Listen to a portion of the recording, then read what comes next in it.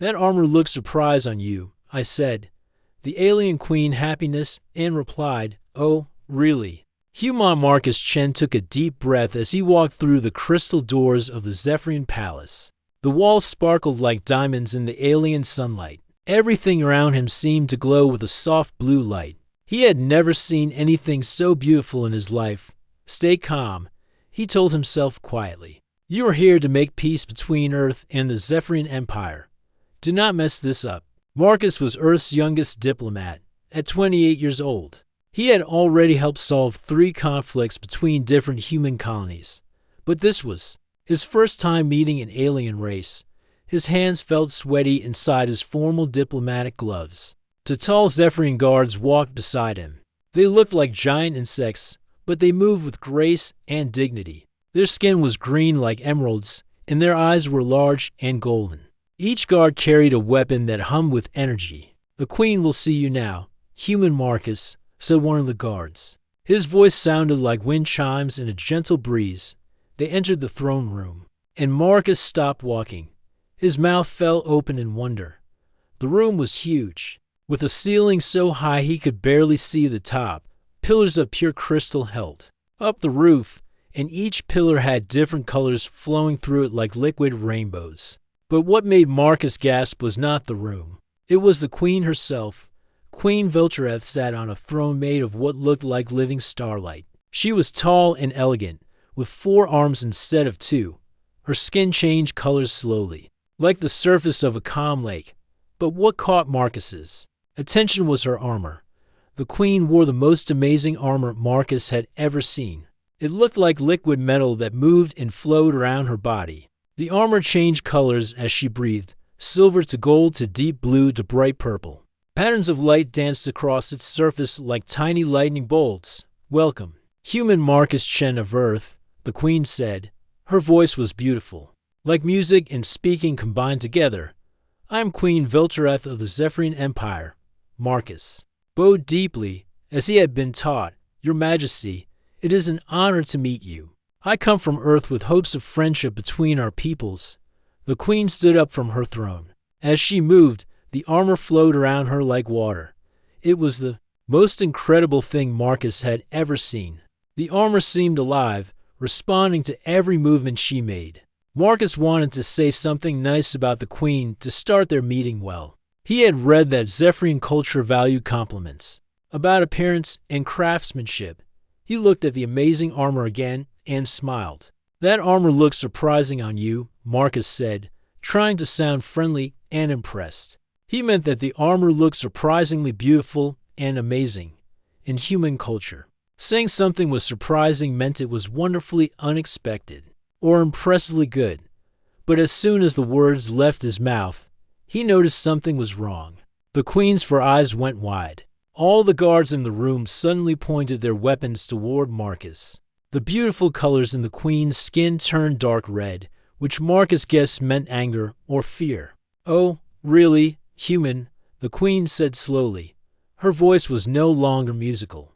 Now it sounded cold and dangerous. Marcus felt his heart beating fast. Your Majesty, I meant no offense. I was trying to compliment your beautiful armor.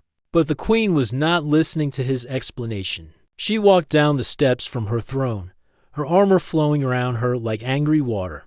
The guards moved closer to Marcus. Tell me, human Marcus, the queen said, stopping just a few feet away from him. How do you know about this armor? How do you recognize what it truly is? Marcus felt confused. I do not understand, Your Majesty. I was simply saying that your armor looks wonderful and surprising. The queen's eyes narrowed. She touched a control on her armor, and suddenly the room filled with a low humming sound. The armor began to glow brighter, and Marcus could see symbols appearing on its surface.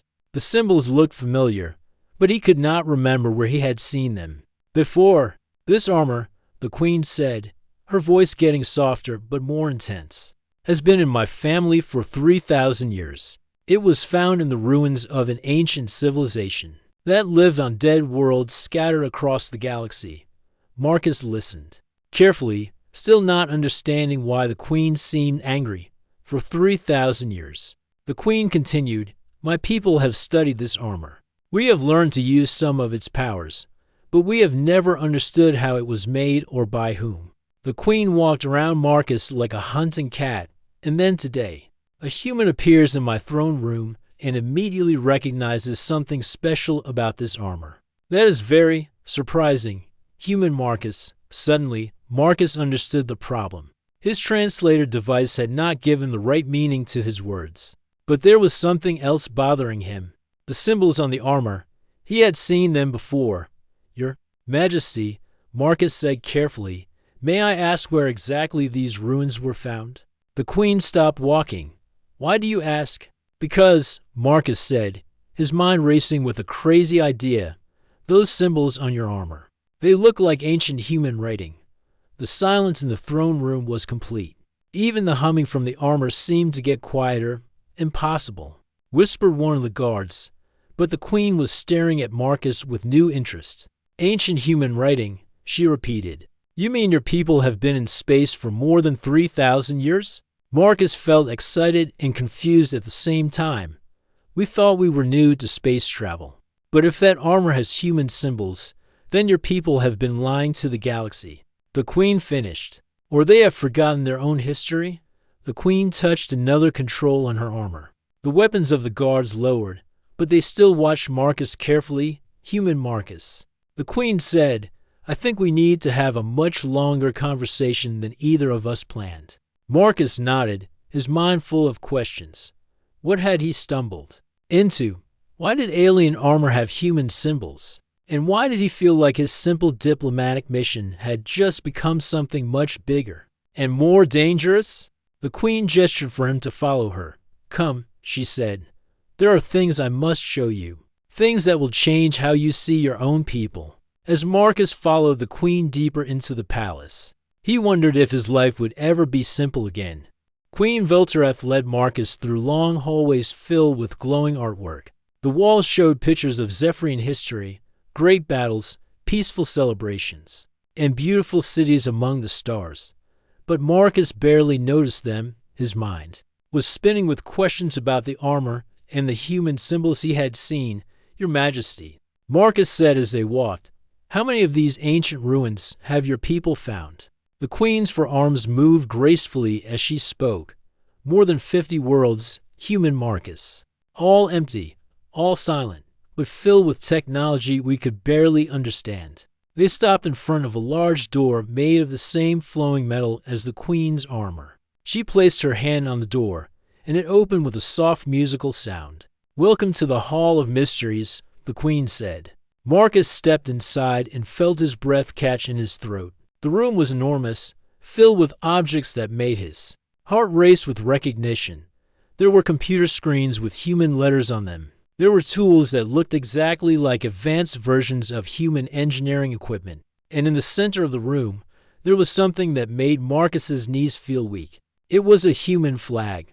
Not just any human flag, but an old design that Marcus had only seen in history books. The flag was torn and faded, but the symbols were clear.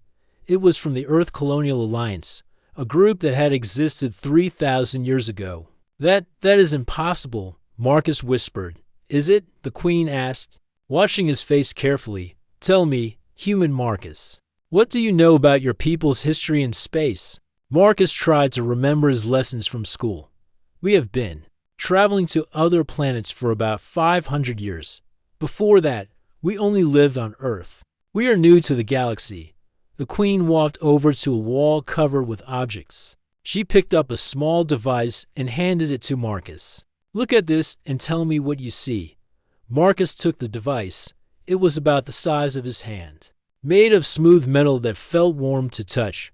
There were buttons with human numbers on them. And when he pressed one, a screen lit up with words. In perfect English. Colonial Medical Scanner property of New Terra Colony year, SU-847 appeared on the screen. Marcus dropped the device in shock. That date. That was 3,000 years ago. Yes, the queen said softly, and there are thousands more objects like this. Tools, weapons, computers, medical equipment, even children's toys. All human, all ancient. Marcus sat down on a nearby chair, his mind struggling to understand. But how is this possible? Our history books say we never left Earth until 500 years ago. The Queen picked up the fallen device and set it gently on a table. I have spent my entire life studying these mysteries, human Marcus. My grandmother studied them, and her grandmother before her, for 70 generations. My family has tried to understand what happened to the humans who built these amazing things. She walked over to a large window that looked out at the city below. 3,000 years ago, humans lived on dozens of worlds. They had technology that we still cannot fully understand. They built cities that could fly among the stars. They created machines that could heal any illness and tools that could build anything they imagined. Marcus stood up and joined her at the window. What happened to them? That is the great mystery, the Queen said. One day, they were building wonders across the galaxy. The next day, they were gone. Not dead, just gone. Their cities were empty. Their ships were floating silent in space, and their colonies were abandoned. The Queen touched the armor on her chest. This armor was found in the personal chambers of someone called Admiral Sarah Chen on a world called New Terra Prime. Marcus felt dizzy. Chen, that is my family name. I thought it might be. The Queen said with a small smile. When I heard your full name, I wondered if you might be connected to the old humans somehow. Marcus walked around the room, looking at the ancient human objects with new eyes. So what happened to my people? Where did they go? We have theories, the Queen said. Some think they found a way to travel to other galaxies. Others believe they changed themselves into something beyond physical form. But I have always believed something else. What? The Queen turned to face him. I believe they did not leave. I believe they forgot. Marcus stared at her. Forgot? How can an entire civilization forget its own history? Think about it, the Queen said, walking over to another display. What if there was a great disaster? What if something forced humans to run far away and start over on primitive worlds? What if they had to survive for so long without their technology that they forgot how to use it? She picked up a small book written in faded English. What if the humans of today are the descendants of refugees who fled a great catastrophe and had to rebuild their civilization from nothing? Marcus felt pieces of a huge puzzle clicking together in his mind. That would explain everything. Why we think we are new to space. Why we do not have records of the ancient colonies. Why our technology seems to be developing so fast. We are not inventing it. We are remembering it. Exactly, the Queen said. And now, after 3,000 years, humans are returning to space. You are finding your way back to the stars your ancestors once ruled. Marcus looked around the room full of human artifacts. But if this is true, why are you telling me? Why not keep these things secret? The Queen's expression became serious. Because we are not the only ones who have found human ruins, Marcus. Other races have discovered them too, and not all of them are as friendly as my people. She walked over to a communication device and touched it. A holographic image appeared in the air, showing a map of the galaxy. 3 other major empires have been collecting human artifacts for centuries, the Queen said. The Krex Dynasty, the Void Hunters, and the Steel Collective. They have been studying human technology, trying to copy it and use it for war. Red dots appeared on the galactic map, showing the locations of the other empires. For the last 50 years, tensions have been growing, the Queen continued. Each empire wants to control all the human artifacts. They believe whoever has the most human technology will rule the galaxy. Marcus felt a cold fear growing in his stomach. And now that they know humans are back in space, they will come. For you, the Queen finished. They will try to capture humans and force you to unlock the secrets of your ancient technology. Or they will try to destroy you before you can remember how powerful you once were.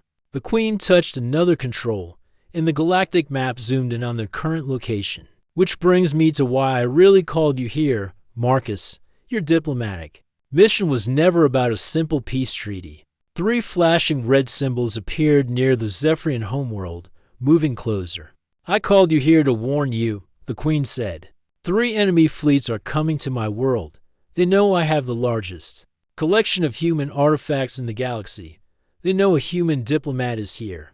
and they are coming to take everything. Marcus stared at the approaching fleets on the map.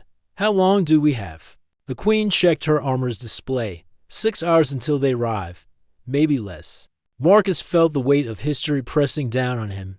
In one day, he had learned that his people had once been the most advanced race in the galaxy, that they had mysteriously vanished, and that now alien empires were coming to war over their forgotten legacy. What can we do?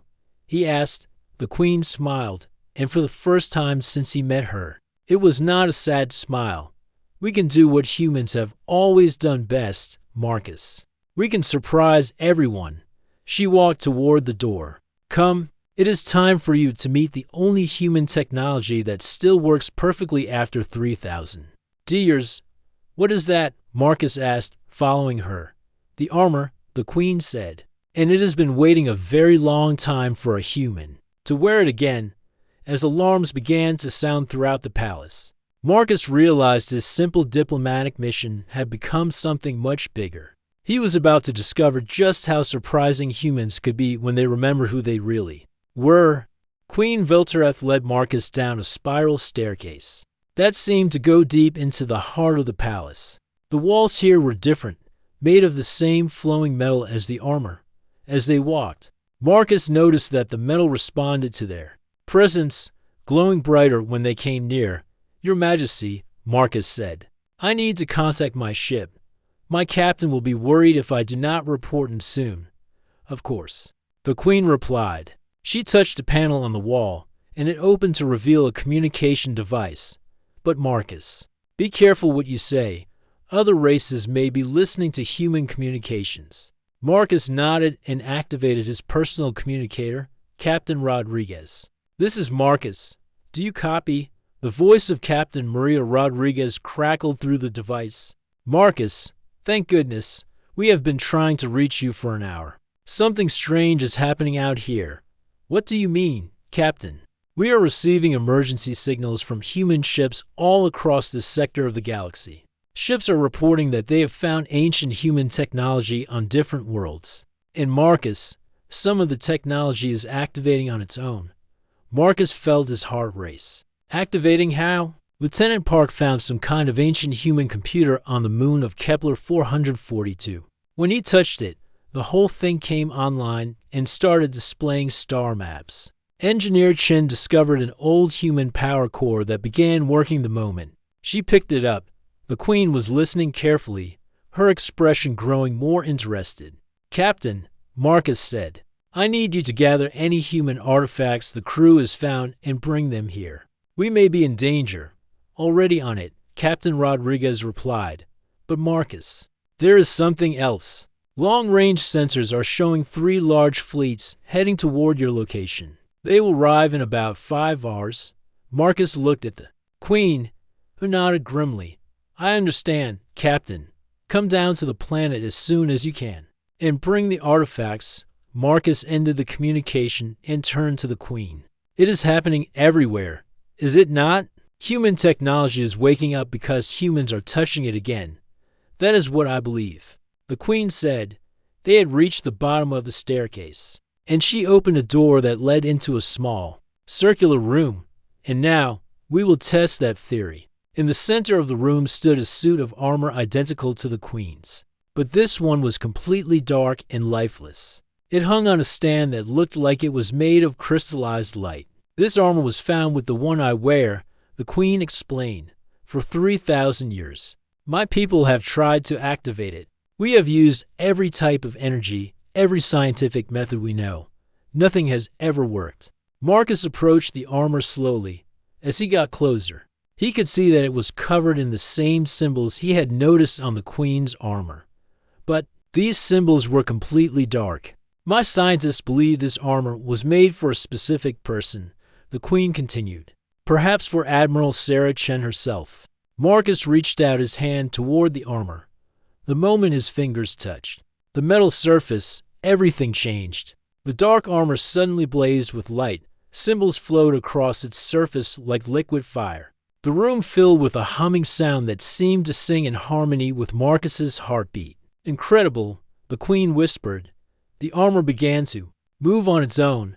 unfolding and reshaping itself. Marcus watched in amazement as it scanned him with beams of soft blue light. Genetic match confirmed, a voice said in perfect English from speakers Marcus could not see. Welcome home, descendant of Chen. It knows me, Marcus said in wonder. Put on the armor. Marcus Chen, the voice continued. Your people need you? Marcus looked at the queen. Is it safe? There's only one way to find out, she replied. But Marcus, I believe this armor has been waiting 3,000 years for someone exactly like you. With the queen's help, Marcus put on the armor piece by piece. It was lighter than he expected, and it seemed to adjust itself to fit his body perfectly. When the final piece clicked into place, Marcus felt a rush of energy and knowledge flow through his mind. Suddenly, he understood how the armor worked. He could feel its systems connecting with his nervous system. He knew how to control its weapons, how to use its defensive shields, and how to make it fly. How do you feel? The queen asked. Marcus took a step forward, and the armor moved with him like it was part of his own body. I feel complete, like I have been missing this my whole life.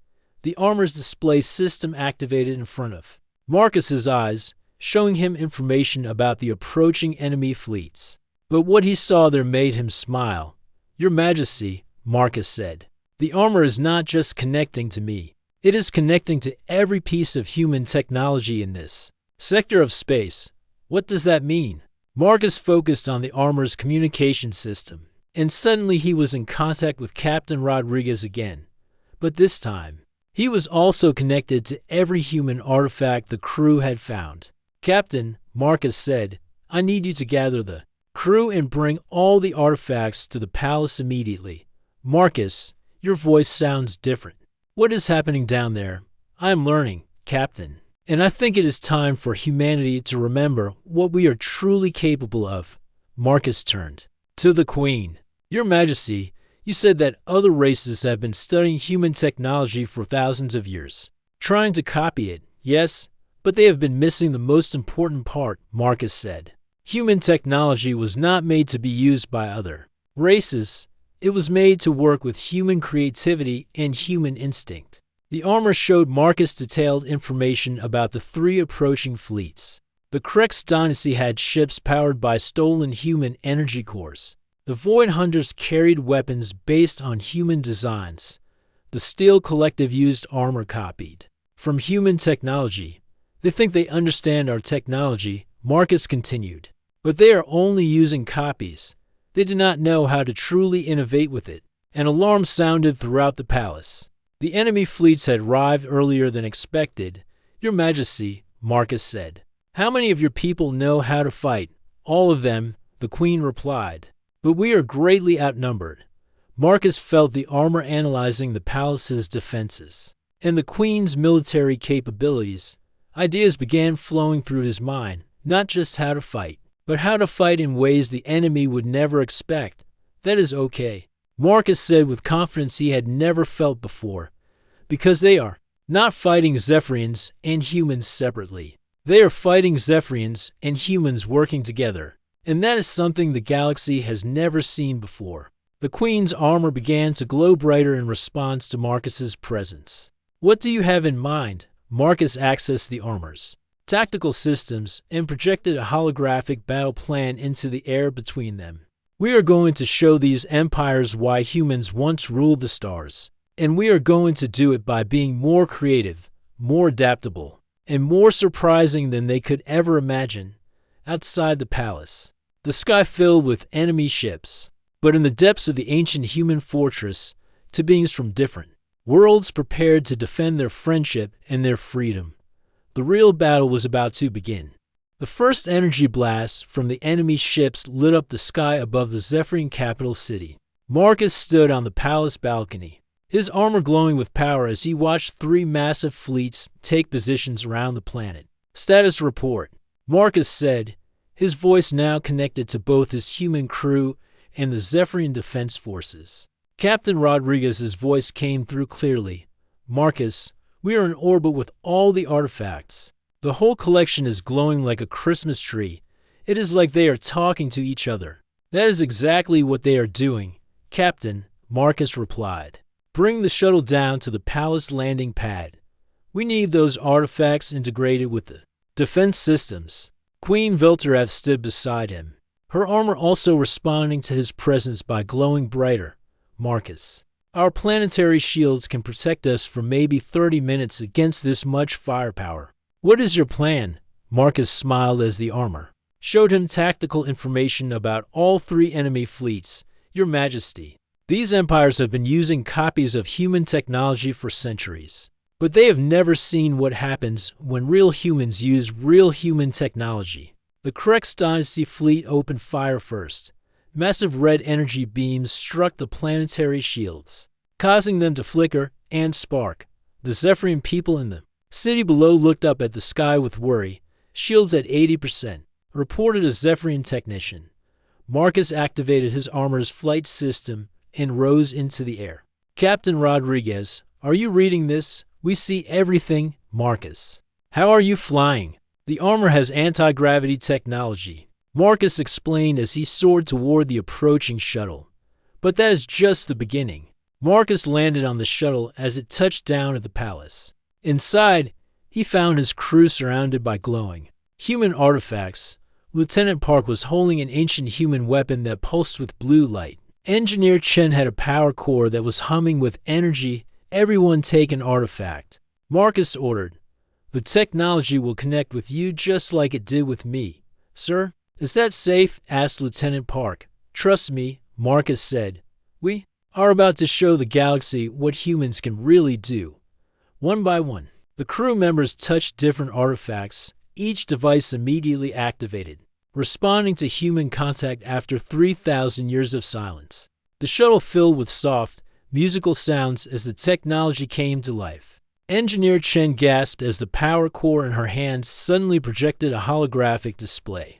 Marcus, this thing is showing me how to upgrade our ship's engines. And this weapon is teaching me advanced combat techniques, added Lieutenant Park, staring at information flowing across his artifact's screen. Marcus felt all the artifacts connecting through his armor. Perfect. Now let us go save a planet. The shuttle flew back toward the palace as the enemy fleets increased their attack. The planetary shields were now down to 60% and falling. Fast, Your Majesty, Marcus said as he rejoined the Queen. I need you to connect your armor to the palace defense systems. How? Trust your instincts. The armor will show you. Queen Viltereth placed her hands on the main defense control panel. Immediately, her armor began to interface with the Zephyrian technology. But something amazing happened.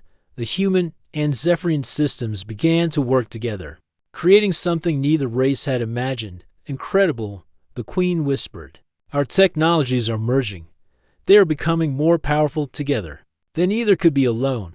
Marcus's crew spread throughout the palace, each person connecting their artifact to different systems. Engineer Chen linked her power core to the energy grid, instantly tripling the power available to the shields. Lieutenant Park connected his weapon to the defense turrets, upgrading their targeting systems, shields back to full power and climbing. Reported the Zephyrian technician with amazement. The Void Hunter fleet, seeing that their attacks were no longer effective, changed tactics. They began launching smaller fighter ships toward the planet. 200 enemy fighters incoming, announced Captain Rodriguez from orbit. Marcus activated his armor's combat systems and launched himself into the sky. I will handle them. Fighters. Sir, you cannot fight 100 ships by yourself, protested Lieutenant Park. I am not alone, Marcus replied, as Marcus flew toward the enemy fighters. His armor sent signals to every piece of human technology on the planet. Ancient defense. Satellites that had been dormant for millennia suddenly came online. Hidden weapon platforms built into the planet's moons activated and began firing precise energy beams. But Marcus did something the enemy never expected. Instead of fighting like other races fought, with rigid tactics and predictable patterns, he began to improvise. He used his armor's defensive shields not just to protect himself, but to redirect enemy weapons back at other enemy ships. He flew in patterns that confused their targeting computers. He even grabbed disabled enemy fighters and used them as shields against their own allies. How is he doing that? asked a confused Krex commander, his voice intercepted by human technology. Human combat doctrine is completely unpredictable, replied another enemy captain. They do not follow standard military theory. Queen Viltereth, watching from the palace, began to understand something important. Marcus is not just using technology better than them. He is thinking in ways they cannot understand. The battle continued for 2 hours. Every time the enemy thought they had found a pattern to human tactics, Marcus and his crew would do something completely different. They turned defense satellites into communication relays. They used construction equipment as weapons. They even convinced some enemy ships to accidentally fire on their own allies by hacking their targeting systems. But the 3 enemy fleets were still too powerful. Even with all their creativity, the humans and Zephyrians were slowly being overwhelmed. Marcus. Captain Rodriguez called out urgently. Long-range sensors are showing more ships approaching, but these are not hostile. Marcus checked his armor's display and felt his heart leap with joy. Those are human ships, dozens of them, across the galaxy. The activation of the ancient human artifacts had sent out a signal that every human colony could hear. Ships from Earth, from the outer colonies, from places Marcus had never even heard of, were converging on the Zephyrian homeworld. This is Admiral Lisa Park of the Earth Defense Fleet, came a new voice over the communication channels. We received your signal, Marcus Chen. We are here to help. This is Captain Jin Wu of the Mars Colonial Guard. All human ships form battle formation. Colonial mining ship Aurora reporting for duty. We may not be a warship, but we have mining lasers. Within minutes, 30 human ships had arrived. But something wonderful happened as they approached. Each ship began to interface with the ancient human technology. Just like Marcus's armor had done with him, the human fleet became something greater than the sum of its parts. Ships shared information instantly, weapons synchronized perfectly, tactics adapted in real time. The 3 enemy fleets suddenly found themselves facing not just individual human ships, but an entire networked fleet that fought like a single intelligent organism.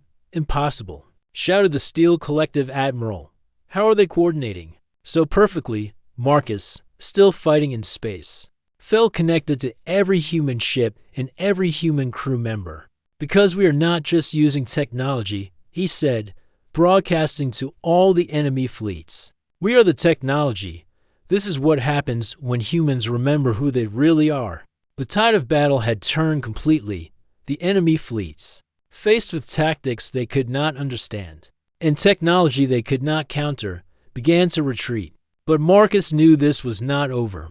The real test would come when the galaxy learned that humanity had returned not as conquerors, but as something much more dangerous to tyrants everywhere. They had returned as liberators. The 3 enemy fleets hung motionless in space around the Zephyrian homeworld. Their weapons were powered down, and their ships showed signs of damage from the battle. But they had not fled as Marcus expected. Instead, they waited. Marcus floated in space between the human fleet and the enemy ships, his armor glowing softly in the starlight. Queen Viltereth's voice came through his communication system from the planet below. Marcus, they are requesting to speak with you, she said. All 3 fleet commanders want to negotiate. Put them through, Marcus replied. 3 holographic images appeared in front of him, the commanders of the Krex dynasty, the Void Hunters, and the Steel Collective. Each one looked different, but Marcus could see the same expression on all their faces. It was not anger or fear.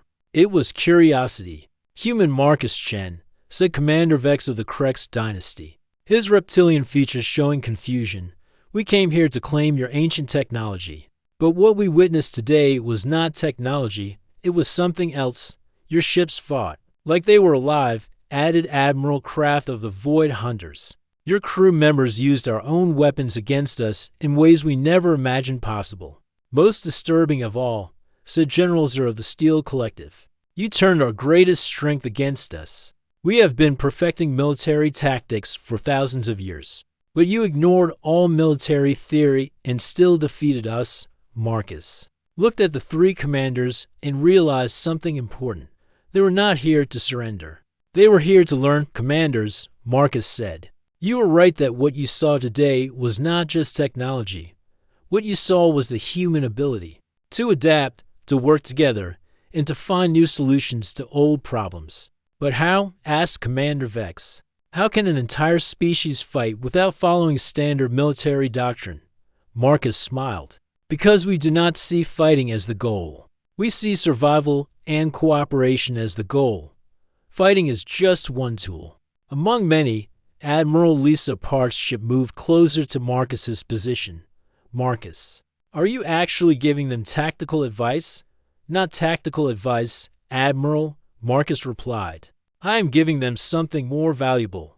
I am giving them a choice. Marcus addressed the enemy commanders again. For thousands of years, your empires have fought each other. For control of human artifacts, you have studied our technology, trying to copy it and use it for war.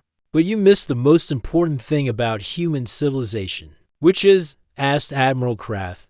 We did not build our technology for war, Marcus explained. We build it for exploration, for healing, for creating, and for bringing different peoples together.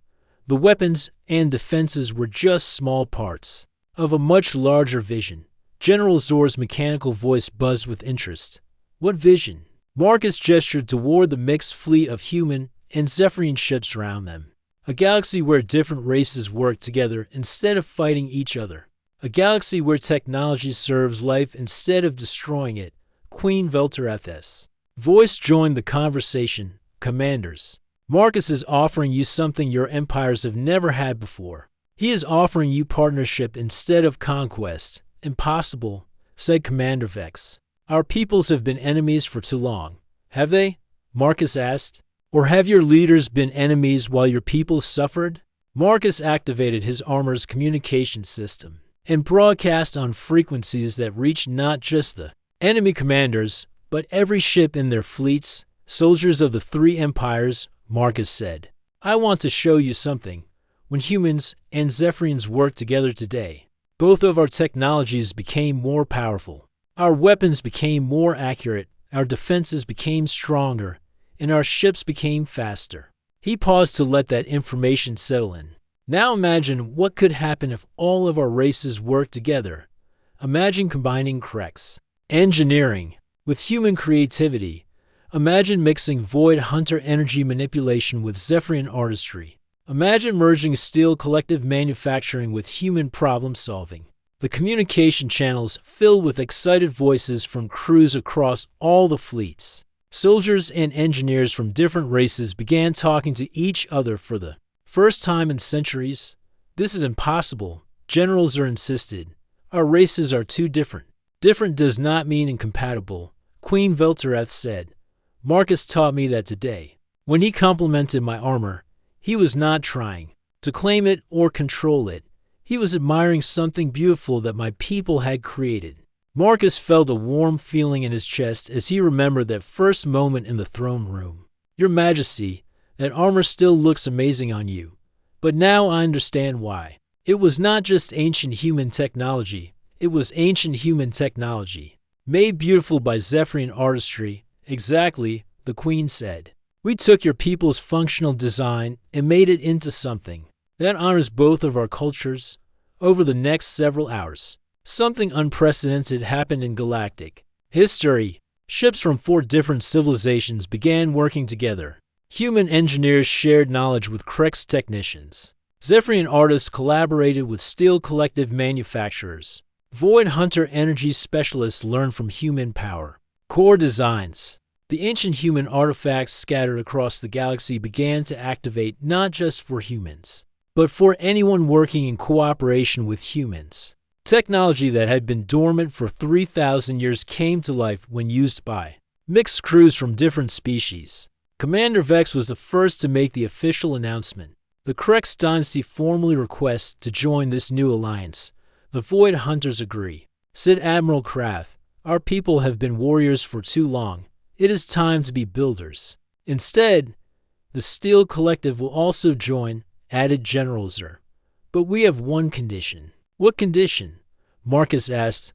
We want you to teach us how to be more creative. Our people have followed the same manufacturing patterns for millennia. We want to learn how to innovate like humans do." Marcus laughed with joy. "That is not a condition. That is exactly what we hope to do."